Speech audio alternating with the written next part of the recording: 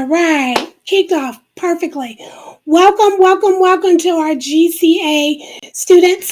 Today, it's bittersweet, but our last CTAE month conference session for today. This is our closing ceremony. I have some wonderful guest speakers.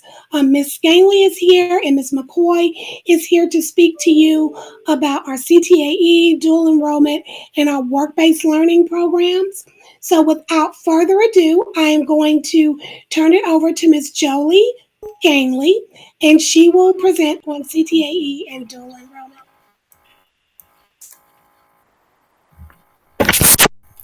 Hi, everybody. I'm Mrs. Ganley, and I am going to talk to you about CTAE and dual enrollment today. And pardon me if I'm clicking back and forth between two screens, because when we do this little tiny screen, it's tiny print and my eyes don't work with that. So, but today I'm going to talk about different career paths. And did you know the state of Georgia needs people in the medical field? Over 23,000 jobs in the medical field are posted today, in medical fields from pharmacy technicians to physical therapists to dental assistants are just some of the careers that are in demand in Georgia. And there are career pathways in several areas that can be taken through dual enrollment if you're interested in working in that field. So the next one is, did you know the average transportation logistics manager's gross salary in Atlanta, Georgia is $92,507, or an equivalent of $44 an hour? And think about all of the trucks or cars that have been delivering packages to your house. Yes, it's a lot. From UPS, FedEx, and the post office. Someone has to organize the delivery, and the vehicles need repairs regularly. So, and according to Salary Expert, the average, like I said, the average salary is $92,000. But courses in distributions and logistics will start giving you the necessary skills to be in that career. And next week when we have our career fair, there's actually going to be somebody who works in that field down in Savannah, Georgia, and he's going to present, and it'll be interesting to hear from him. And if you like to work on cars or just want to learn about cars, consider taking an auto class. Logistics and maintenance or automotive courses can be taken at technical college while you're still in high school. So, did you know, according to the American Pet Products Association in 2020, listen, are you guys ready for this? $103 billion was spent on our pets in the US. $103 billion. Can you guys believe that? Area technical colleges and universities have veterinary programs where students can take courses in veterinary and animal sciences. And students do not have to meet the requirements through dual, and students do have to meet the requirements through dual enrollment. To take, you can take veterinary science or you can take companion animal systems. So it's a lot to take care of animals. And did any of you guys get pets during the last year? I'm sure somebody has. I know a lot of people that did.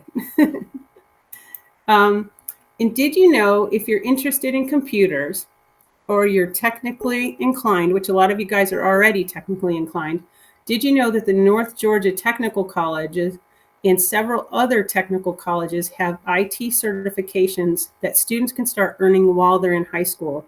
And a lot of juniors and seniors are already working on earning those certificates while they're still in high school, but they're doing it through dual enrollment. And some of the classes you may consider taking in dual enrollment are like networking courses or cybersecurity. Yeah, so those are great opportunities through dual enrollment if you choose to do that. So something to think about. Cybersecurity is definitely a big topic. So, and did you know, according to the Occupational Outlook Handbook, which is a lot of places where you can find tons of careers, the Occupational Outlook Handbook, there were 73,400 400 openings for human resource specialists projected each year over the next decade. That's 73,000 jobs in the human resource field over the next decade. Many of those openings are expected to result from the need to replace workers who transfer or retire, that kind of thing. And those classes can start you off in a great career, and you can do them through like entrepreneurship, you can take classes like Introduction to Business and Technology, entrepreneurship, I can never say that word, entrepreneurship classes, or you can take like classes in human resource management through dual enrollment. And so if you ever wanted to own your own business, or if you think you'd ever like to be the type of person that would like to hire people, or interview people, you can, it is a big word. If you'd like to hire people or interview people or anything like that, that's going into the human resources field, and you can start those classes while you're still in high school, but you do them through dual enrollment. This is one I think that is very interesting. So according to the Georgia Department of Economic Development, in 2021, 366 productions were filmed in the state of Georgia. 21 feature films, 45 independent films, 222 television and TV show productions, 57 commercials, and 21 music videos. And you guys probably living all over the state probably saw people doing those videos and movies and stuff like that. So careers in the film industry span across the board, and audio video technology or graphic imaging classes can be taken through dual enrollment and can lead you to a fun and rewarding career. So classes like Introductions to Graphics and Design, Graphic Design and Production, Advanced Graphic Design, I have a lot of students taking that.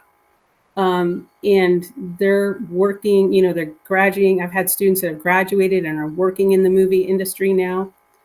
You can also take audio, video technology, and film courses. So all of those are through dual enrollment.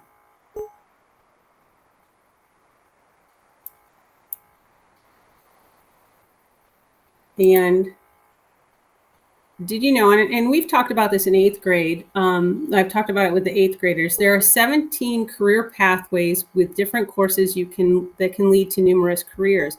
In GCA, Georgia Cyber Academy offers some of the pathways like early childhood education and marketing classes, but many other career and technical education courses can be taken through dual enrollment. And whether you want to attend a 2-year college or a 4-year university or go straight into the world of work, you can start learning, in a career field while you're in high school. And these are all the pathways. And then one other thing I wanted to show you. There's this thing called option B for high school graduation. So some of you may, you may like school, but you might already have an idea that you want to go into a certain field. These fields like aircraft structural technology, health science, logistics, dental assisting, diesel technology, all of these are actually courses that can be taken with 2 Englishes, 2 maths, 2 science, 2 history, and then personal fitness and health. And you can work towards a certification or a technical diploma in one of these areas that's listed. And if you want more information, you just talk to us in dual enrollment. And here's our contact information. And if you want more information, we have, I forgot to tell you that on Thursdays, every Thursday, we have a DE information session, and it's in Jigsaw, and you can come and see it. We're going to have one tomorrow. And that is our information about dual enrollment. Can you go back to option A slide? I don't have the option A slide. I just have the option B slide. But anyway, you'll have one of us dual enrollment counselors. Once again, I'm Jolie Ganley, but there's 3 other dual enrollment counselors, and we work by our last names. And if you guys have any more information, if you have any more questions or want any more information, join us on Thursday, and we'll talk with you. Any questions, or do we go to the next? I think we go to the next. I hope you guys have a good day. You can definitely have some questions, Jolie. Go ahead. Do you guys have questions?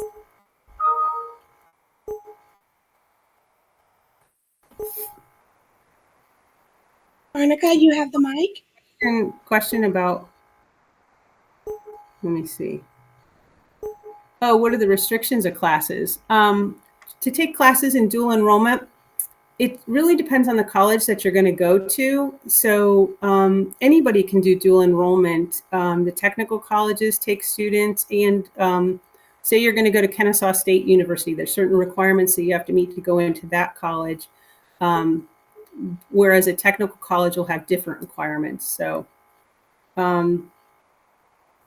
you can, no, I don't consider it too late to go in. If you're going into your senior year, you absolutely can take dual enrollment. It's a great opportunity. And in your senior year, you can take any kind of core class, which would be like an English, math, science, or history, or a career and technical education class. If you're a 10th grader, you can only take career and technical education classes unless you meet a certain requirements. And you can start in the summer. Yes, you can. So you need to reach out, go watch our video tomorrow, go watch our presentation tomorrow, and then reach out to any of us. Thank you, guys. I have a question. Oh, okay. The technology part.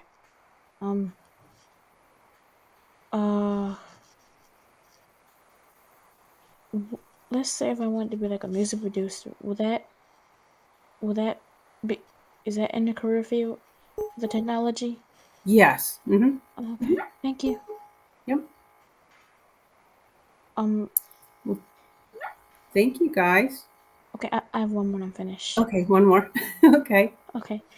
Since I like studying disease and stuff, do I have to be in the medical field? Studying diseases, yeah, I would think that would be more the medical health science fields and stuff like that. Yes, definitely. Okay, thank you, ma'am. You're welcome. Thank you. And you want to see the option B slide again.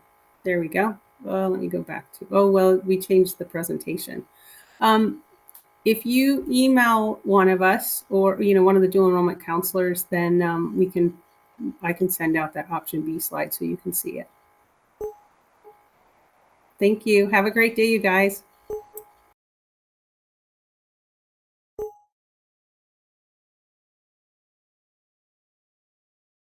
Okay, sorry about that, Ms. Jolie. I'm going to make sure that I put the presentation in the recording for tomorrow so everyone will know they can get the recording from there as well as your presentation.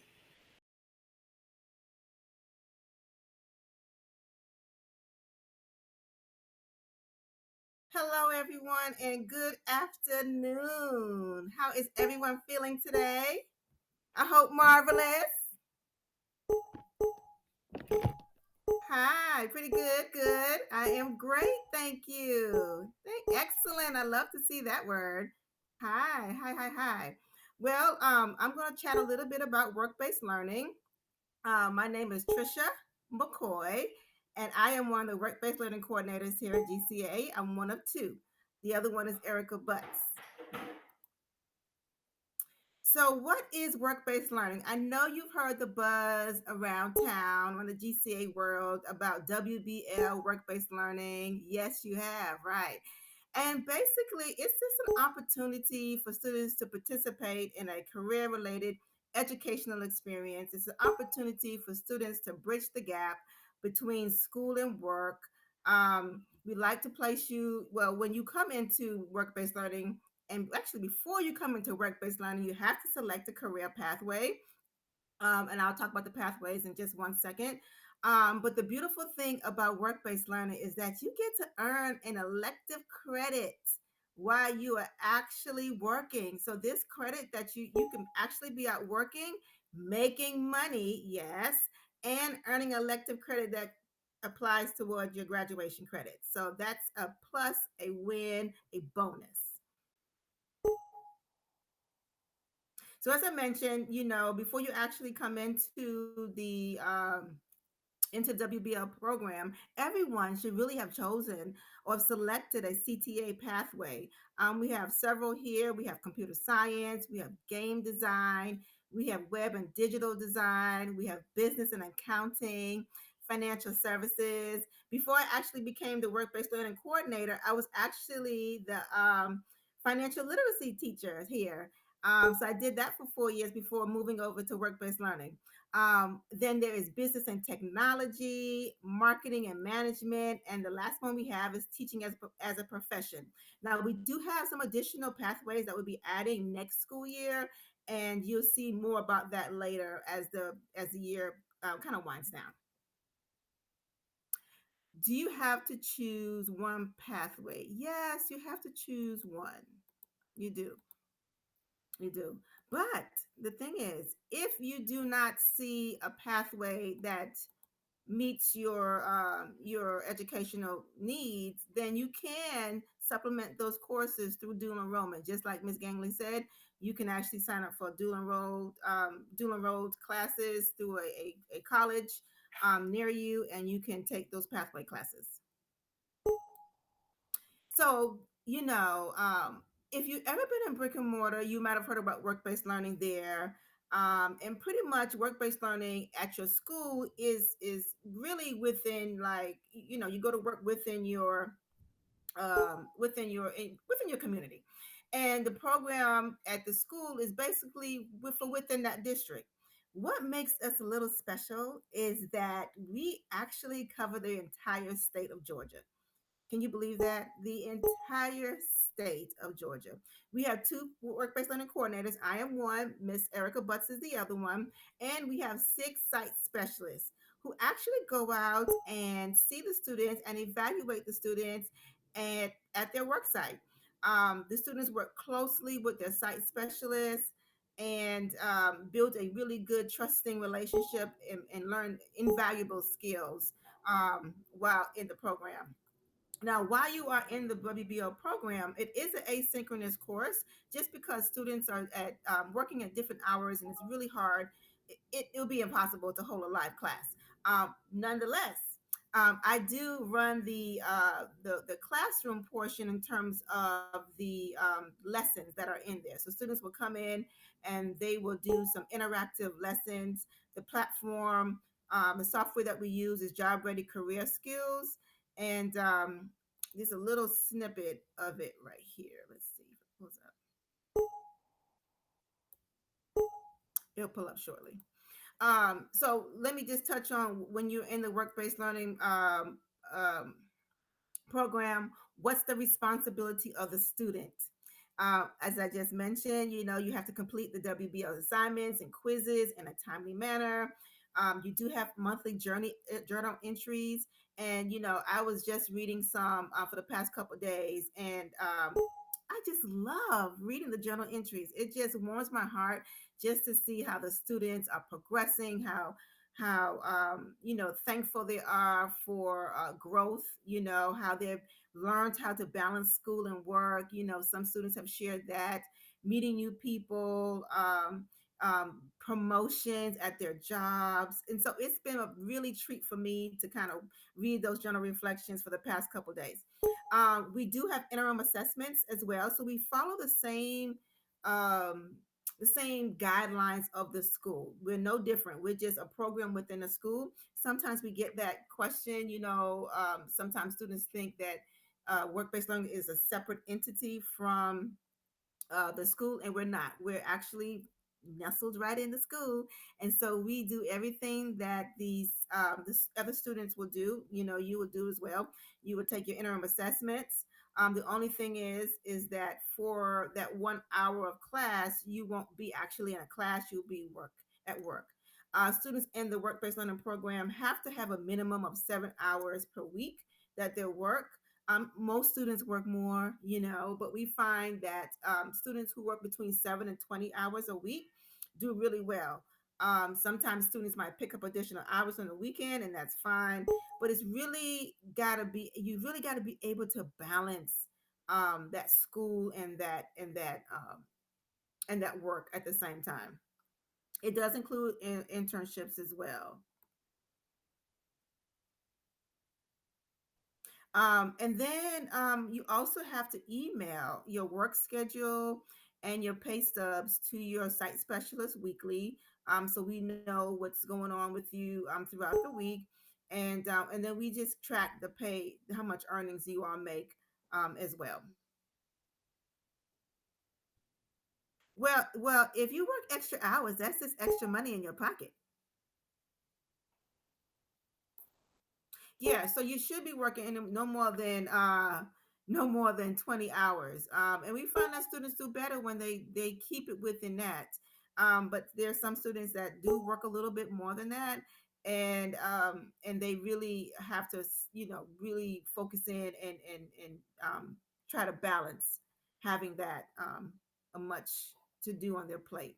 Because remember, you're still a high school student. You still want to you have like my parents used to tell me all the time, you have plenty of time to work. You have plenty of time to work. So just keep that in mind.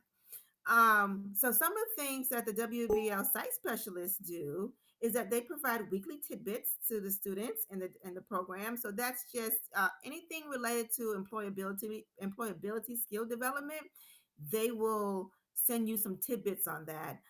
They will provide a monthly career highlight. They'll highlight different careers for the students. They also visit the site locations. Each student gets 3 visits per semester. And then they're available to answer questions for parents and for students. And then every Friday they kind of do like a wrap up session, and they give the students just a brief outline of the week and the week that just finished and the week ahead of things they may need. Let me just go back in the chat real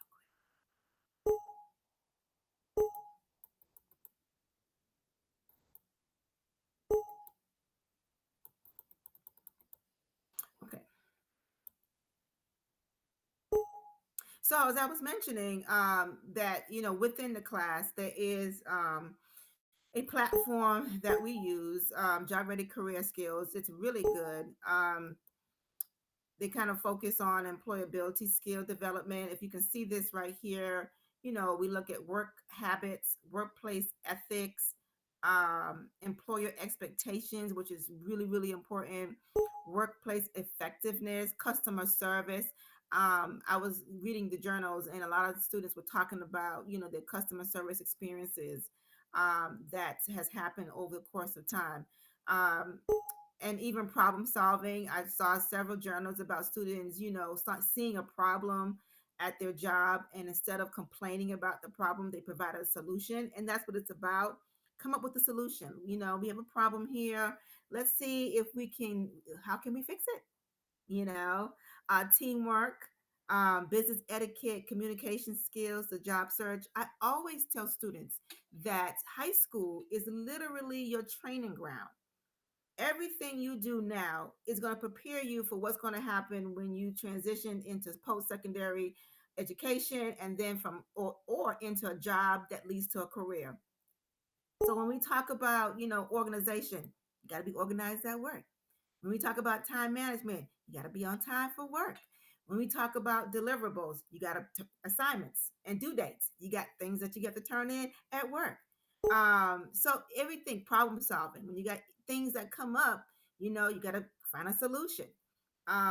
Teamwork. I know a lot of us, get into our own little worlds, and we feel really, really comfortable working in our little pod by ourselves, but reality is we have to work with others.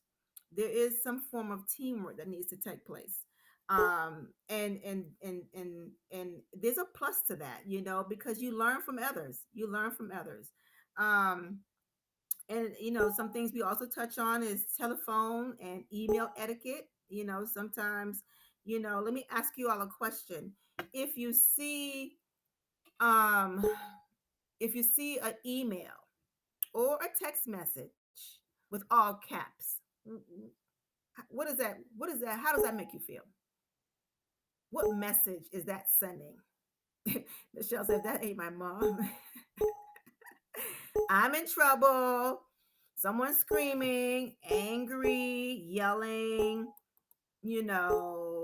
I'm in double trouble. That's right. That's right. Got beef. That's right. It's very important. That's right. So, if your parent is texting you in capital letters, you get the picture. Okay, I'm in trouble. I got beef. Mom's mad. Dad's mad. Uh-oh, what did I do? But if an employer decides to send you a text message in all caps, whether it's an email or in text, how would that make you feel?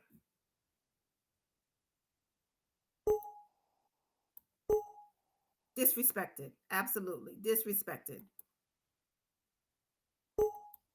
Panicked. Probably wondering what I did. Disrespected. Yeah, what I did wrong. Depends on how close we are. Right. I think it does depend on how close you are with someone who might be exchanging that with, that with you in text or email. But if there's someone in a professional manner, you definitely don't want to text them or email them in all caps because it is offensive, right? And so you don't want to do that. So we talk about it touches on, what's the proper way to communicate with people, on a professional level. Um, so we address that as well. So it's lots of good things that we talk about. I know everyone's, on their cell phones, everything's at our fingertips. We can do everything at our fingertips now. And so there's a way that we need to know and understand how to communicate with others. So we touch on that.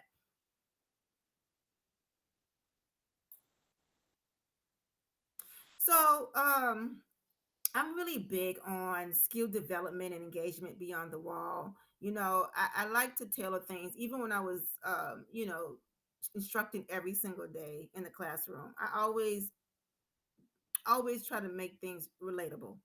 I always try to make it make sense, and so as we do our program, we try to do not try, we do individual learning plans with the students. We have a training plan. And we make sure that when the site specialists go out and meet with your employer, that where there's opportunities for growth, that we address those. Everyone and we ask the employer, we ask the mentor to please be honest with us so that we can really help grow the student. And they are very honest. And then we take that information, we go back with it, and we talk to the student. And then if need be, we talk to the parent because sometimes we know that, a parent could reach the student a little bit differently in terms of what they may say. And so we say, if the student's still not understanding or needs of getting what he or she needs to do, let's get the parent involved, and the parents are happy, because it's all about skill development. It's all about, building that student up. Um, and the good thing is, between visits, the student has an opportunity to work on those skills that they need to work on. Like we say, it's opportunity for growth. Never take criticism, especially as a young person, and you're gonna, start working and getting jobs and that will lead to your career. Never take that criticism um, um, negatively. Look at it as an opportunity for growth, to become better, to hone in on your skills. Um, and that's what it's all about. And sometimes people, and this is what I also say. Sometimes people don't know how to deliver the message for growth. So what you have to do as a young person is, take out all the extra stuff, take out all the noise, and then take in what the person is saying and use that to make yourself better. Okay. So that's the key.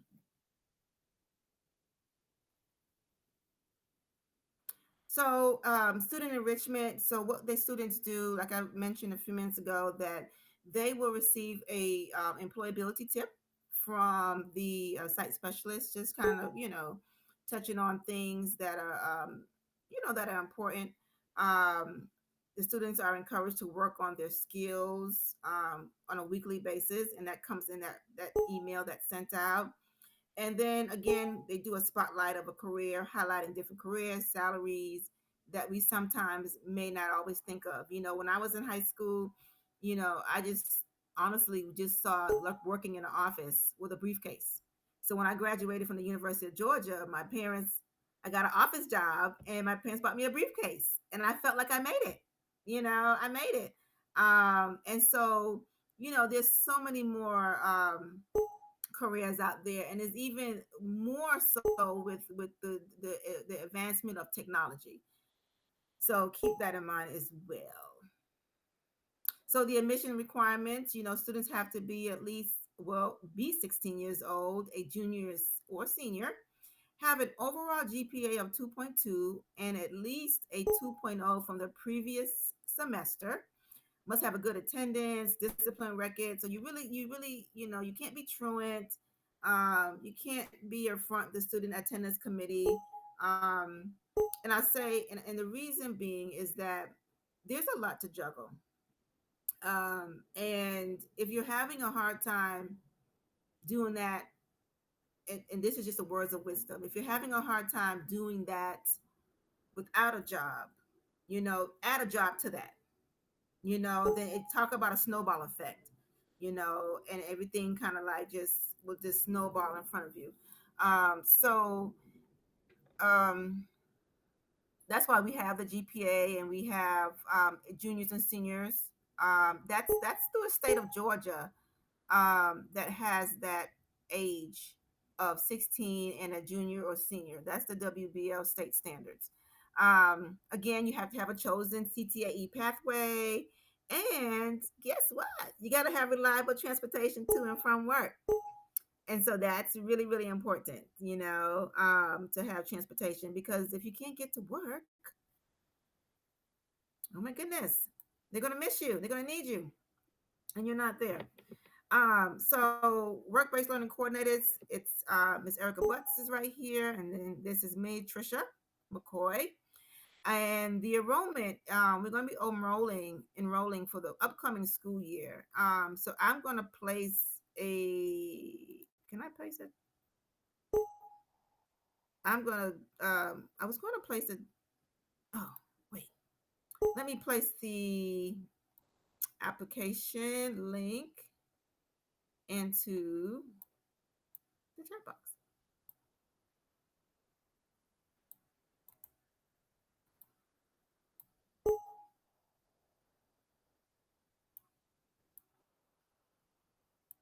Okay, done.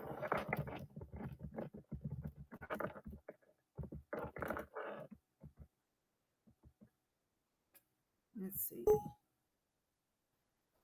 Okay, there you go.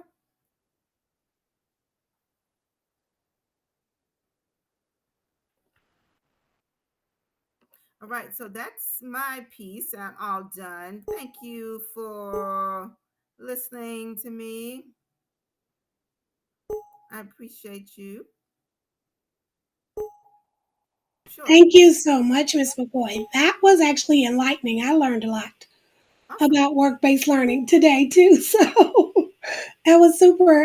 Every time I go to one of these, yeah, we do these kinds of things, and we get a chance, even as a fellow staff member, hearing more about the intricacies of work-based learning and dual enrollment. It helps me to be able to point them to you guys when they're having some of these questions. So I really appreciate you coming and presenting for us today, Dr. Hanchi, and please, if I'm pronouncing your name incorrectly. It's okay, Ms. McCoy. Thank you so much. Mr. Brent, I'd like to go ahead and turn it over to you.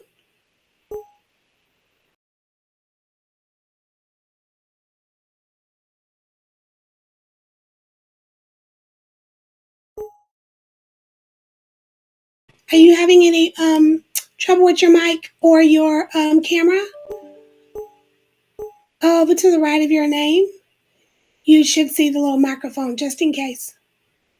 I know we usually use Zoom all the time. We'll give him a moment. He may be just having some network connection issues. I know we've had I know we've had some other storms all over the state, and my network went out for about 15 minutes about an hour ago, and it made me jump because I was like, oh no, we have our presentation this evening. Let me give Dr. Hanchy a moment to make sure he's able to get in. Also, please know I put the presentation link down in the group note board. So for those of you that were asking for the presentations for today, it's a shared drive. All the presentations from all the CTAE sessions that we had are in there. So when you click on that link, you'll be able to bring all of those up. Yeah, no problem. All right, we're going to again just see if it's going to be able to get on the mic and turn on his camera. There you go. All right, take it away. Well, hello, everyone. Thank you so much for coming. We had an outstanding CTAE month. I am just thrilled with all of the sessions that we had. I so hope they were so informative in reaching you and talking to you a little bit about CTAE and the programs that we have with GCA. Just to give everyone here a sneak peek of perhaps a new pathway that we're going to be having. We might be having a health science pathway next year. So be on the lookout for that. So those of you, I know there's a lot of interest in that. So I just wanted to give everyone a sneak peek of what's to come, hopefully for next year. Thank you so much for attending today.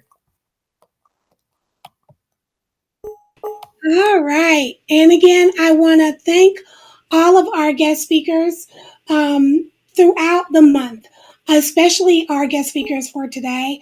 Having our GCA staff here in these sessions that are running these programs for you, I think is an excellent benefit for you guys to hear more about these programs. Even I, again, as I was saying to Ms. McCoy, learned a lot about dual enrollment as well as our work-based learning program.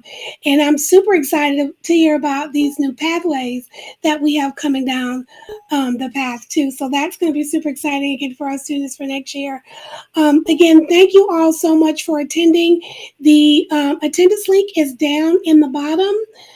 As well as the conference schedule and recordings. The recordings as well as the presentation will be posted by COB tomorrow. Just have to get them converted. Remember, we always convert all of our meetings into our GCA Safe YouTube channel so that one, if you have a GCA computer, you can open it. You don't have to worry about being blocked. And two, along the sidebar, when your students or any of our parents that are listening, any of your students, when they're watching YouTube, you don't have to worry about any of those videos showing along the sidebar that you don't want your students to see. The only thing that shows on our channel are our videos. So we do that for two reasons. Again, always thinking about the safety of our students and what we're exposing our students to. So again, I just want to say thank you all so much for your participation this month. Have a great rest of your week and make sure you're doing your countdown for spring break. I can't wait to hear about all of the wonderful things you guys did for spring break the next time we meet. Have a great afternoon.